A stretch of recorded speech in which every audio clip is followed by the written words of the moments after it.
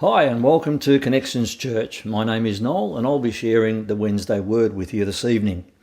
Any careful study of life reveals that we all make a decision to do something or to do nothing. History revolves around ordinary people who have done extraordinary things because they've gone out of their way and they've done something. Many of us, when faced with life's fork in the road, will either need to make a decision to do something or to do nothing. But I'm sure you'll all agree that sometimes it's easier to make a decision to do nothing because the road ahead is unknown. But that's where faith steps in and takes control.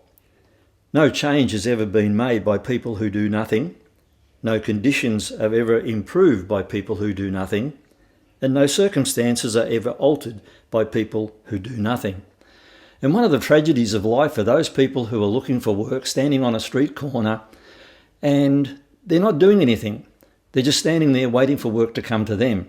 So their reward is nothing because they haven't done something. The power and the enabling is going to come when we decide to do something, and especially if it's in God's plan. But we lose so much if we decide to do nothing. We miss out on the blessing, and we miss out blessing others who are in our lives. I'm challenged by the story of Nehemiah's life, because it reveals the impact and blessing that can come when we decide to do something, especially for God. God always is searching our hearts and minds to see if there's one amongst us who are willing to do something, to give something, to share something, to restore something, maybe repair something, rebuild something, and renew something. But most of all, he's looking forward to us being available in doing something. In my journey in my early years, even back in the early school years, I found that I was put into leadership positions quite a lot. And as I progressed through life, I found myself in those roles. And looking back, it becomes very obvious that God was preparing me for some task in the future that he had planned for me, as he did with Nehemiah. Now, you may not be familiar with the story, but I'll give you a quick overview. Nehemiah's brothers and friends had come to him to tell him that his people were in exile, and the place they most revered, which was Jerusalem, was in deep trouble. The people were distressed, they were disgraced, and they were disheartened because they had been defeated. Jerusalem, their most sacred place, built by their ancestors, was broken down and the gates had been burned. This story comes to Nehemiah, who is at this particular stage the cupbearer for the king and queen, and he is a man of influence, he's a man of power, and he's a man who sees the plight of the people and knows something has to be done. Now, Nehemiah takes up the challenge, and he does 4 things that each of us can do also.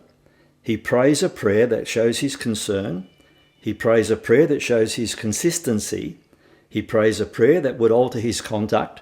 And he prays a prayer that strengthens his commitment.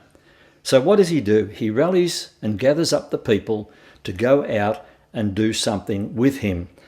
And as he sets out to do something, he is rebuilding, re-establishing the walls and the gates around Jerusalem. Now, while he had a lot of opposition, they fulfilled the plan because God had had his hand upon the work. In closing, I'd like to change the focus to another character close to our hearts. The religious leaders of the day were seeking to get rid of him. Conspiracy swirling all around him. A traitor was sitting next to him. He understood that you and I needed salvation. He knew that you and I were sinners. He knew that only a sacrificial death of the one would free us from sin and we would be saved. Jesus did something. He prayed in the garden. He asked if the cup could be taken from him. He stood quietly as his accused and as he carried the cross after being convicted. Jesus did something.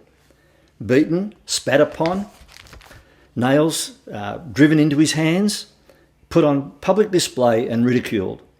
He said, "Father, forgive them, for they know not what they do." He died and rose again 3 days later Jesus did something. I'm sure you'll all agree with me tonight. And we're so glad that Jesus did do something. And that's why we're all here. And all he's asking us to do is something to make our lives count. If you need any further help or assistance regarding this message, then there will be contact information at the end of this presentation for you to make that contact, and we'll get back to you as soon as possible. God bless you all. Thanks for listening, and we'll see you a little further down the road.